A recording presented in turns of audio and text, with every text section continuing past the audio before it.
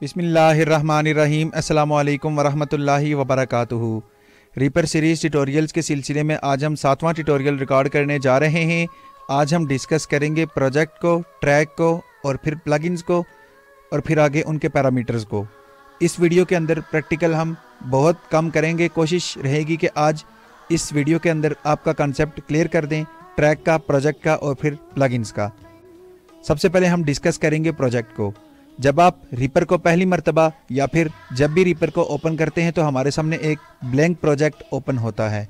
जिस तरीके के साथ हमने पहले वीडियो में बताया है कि आप रीपर के अंदर सेटिंग्स कैसे कर सकते हैं, तो अगर आपने वो सेटिंग्स अप्लाई की हैं तो जब आप रीपर को ओपन करेंगे तो आपके सामने एक ब्लैंक प्रोजेक्ट ओपन होगा। ब्लैंक से मुराद ये है कि आपके सामने एक खाली प्रोजेक्ट होता है, उसके ऊपर कोई भी काम नहीं हुआ होता, यानी वो एक नॉर्मल टेम्पलेट्स आपके पास मौजूद होता है। प्रोजेक्ट के एग्जांपल्स आप ऐसे लेंगे जिस तरीके के साथ आप माइक्रोसॉफ्ट वर्ड के अंदर एक डॉक्यूमेंट्स ओपन करते हैं, या फिर जैसे ही आप माइक्रोसॉफ्ट वर्ड ओपन करके ब्लैंक डॉक्यूमेंट वाली ऑप्शन पर एंटर प्रेस करते हैं तो आपके सामने एक डॉक्यूमेंट ओपन होता है। इसी तरह से जब हम रीपर को ओपन करते हैं तो हमारे सामने एक ब्लैंक डॉक्यूमेंट, एक ब्लैंक प्रोजेक्ट ओपन होता है। ये जो हमारे सामने अभी प्रोजेक्ट ओपन है, या आप रीपर ओपन करेंगे तो आपके सामने जो भी प्रोजेक्ट ओपन होगा उसी के ऊपर हमें काम करना होता है। जिस तरीके के साथ हमने एक डॉक्यूमेंट के ऊपर डाटा डालना होता है, डाटा इंसर्ट करना होता है, इसी तरीके के साथ हमने रीपर के ऊपर भी एक ट्रैक या फिर 2 या 3 ट्रैक ओपन करने होते हैं। अगर आपके पास देखें माइक्रोसॉफ्ट वर्ड के अंदर 10 पेजेस का काम है तो आप 10 पेजेस पे ही करेंगे, एक पे वो सारा काम नहीं कर सकते।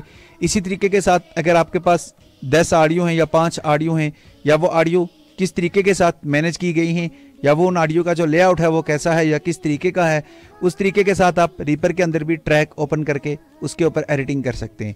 लेकिन ट्रैक ओपन करने के लिए हमें एक प्रोजेक्ट के ऊपर ही सारा काम करना होता है। प्रोजेक्ट सारा काम बेसिकली प्रोजेक्ट के साथ हो रहा होता है। जो भी हम काम कर रहे होते हैं वो प्रोजेक्ट के ऊपर कर रहे होते हैं, ठीक है। इस तरीके के साथ जब आप कोई भी ट्रैक को ओपन करेंगे तो हमारे सामने जो पहला ट्रैक होगा वो टॉप पे शो होगा। ये वर्टिकल लाइन में होते हैं, यानी ऊपर से नीचे की तरफ शो हो रहे होते हैं, हॉरिजॉन्टल बार में ये नहीं होते। अब जो ट्रैक्स होते हैं, ट्रैक्स बेसिकली आपके प्रोजेक्ट के ऊपर काम कर रहे होते हैं। ट्रैक्स ओपन करना मैंने आपको वीडियोस के अंदर बताए थे कि आप किस तरीके के साथ ट्रैक्स ओपन कर सकते हैं। इसी तरह से हम डिस्कस करते हैं आज प्लगइन्स को। रीपर आपको डिफ़ॉल्ट बहुत से प्लगइन्स प्रोवाइड करता है। अब इन प्लगइन्स के साथ आप आसानी के साथ काम कर सकते हैं। आप यूं समझ लें कि अगर आप डेस्कटॉप पर मौजूद हैं तो आप Ctrl+Shift+N करके एक फ़ोल्डर क्रिएट करते हैं। इसी तरीके के साथ या इतनी ही आसानी के साथ आप समझ लें कि आप रीपर के अंदर किसी भी VSTs को अप्लाई कर सकते हैं। VSTs अप्लाई करना रीपर के अंदर बहुत आसान है, यानी आपने एक ट्रैक ओपन किया, उस ट्रैक के ऊपर एक VSTs अप्लाई कर दी।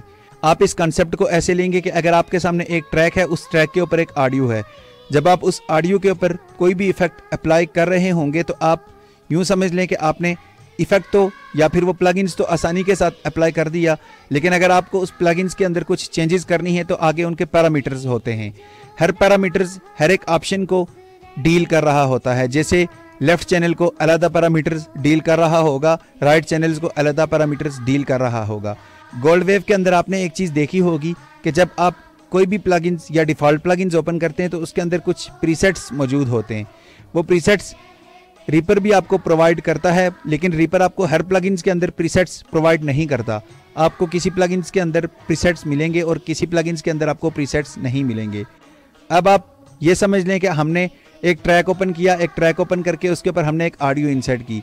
एक ऑडियो इंसर्ट करने के बाद हमने उसके ऊपर एक प्लगइन्स अप्लाई कर दिया। जब आप एक प्लगइन्स को अप्लाई करेंगे तो उसके बाद आपने इसके पैरामीटर्स के अंदर जाना होता है। पैरामीटर्स के अंदर जाने की कमांड P होती है। आपने ट्रैक को सिलेक्ट करके P प्रेस करना होता है तो उसके पैरामीटर्स आपके सामने आ जाते हैं।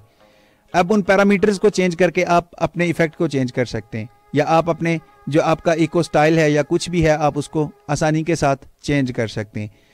अब अगर आपको वो भी प्रीसेट्स या वो भी आपको पैरामीटर्स पसंद नहीं आते तो आप रीपर की VSTs को डाउनलोड करके इंस्टॉल कर सकते हैं। जैसे मेरे पास एक VSTs अभी मौजूद नहीं है, लेकिन मैं ज़्यादातर उसी को यूज़ करता हूँ। जब हमने ऑडियो के ऊपर वर्ब अप्लाई करना होता है तो हम ओल्ड स्कूल वर्ब को इंस्टॉल करते हैं। अब VSTs की जो इंस्टॉलेशन होती है वो सिंपल्स होती है। मोस्टली जितने भी VSTs हैं वो आसानी के साथ नेक्स्ट करके इंस्टॉल होते हैं, लेकिन जो वेव या बंडल्स वगैरह होते हैं काफ़ी ज़्यादा, उनको जब इंस्टॉल करते हैं तो उसके अंदर हमारे साथ प्रॉब्लम्स आ सकती हैं। रीपर एक डिजिटल ऑडियो वर्क स्टेशन है। इसके अंदर आप ना सिर्फ ऑडियो एडिटिंग कर सकते हैं, मैंने आपको पहली वीडियोस के अंदर भी बताया था कि आप वीडियो एडिटिंग और इसके अलावा म्यूजिक प्रोडक्शन भी आसानी के साथ कर सकते हैं। आने वाली वीडियो के अंदर हम इंशाल्लाह वीडियो एडिटिंग करना भी सीखेंगे। अब हम एक ट्रैक ओपन करते हैं। ट्रैक ओपन करने की कमांड मैंने बताई थी, Ctrl+T करनी है। नाम देंगे आपकी मर्जी, अगर आप ट्रैक का नाम जो भी देना चाहते हैं तो आप नाम दे सकते हैं। ट्रैक का नाम हम इसलिए देते हैं ताकि हमारे कुछ ट्रैक अलग अलग हो जाएं। ट्रैक बेसिकली होते ही अलग हैं, बेशक उनकी नंबरिंग में कुछ चेंजेस हो सकती हैं, लेकिन अगर आप नाम लिख लेते हैं तो आप आसानी के साथ अपने ट्रैक को पहचान सकते हैं। अब मेरे पास एक ट्रैक ओपन है। अब आप यूं समझ लें जिस तरीके के साथ हम माइक्रोसॉफ्ट वर्ड के अंदर एक पेज ओपन या हमारा जो पहला पेज होता है उस तरीके के साथ अभी मेरे पास एक पेज मौजूद है। जो ट्रैक होते हैं ये पेज की तरह होते हैं, आप यूं समझ लें ताकि आपका कंसेप्ट आसानी के साथ क्लियर हो पाए।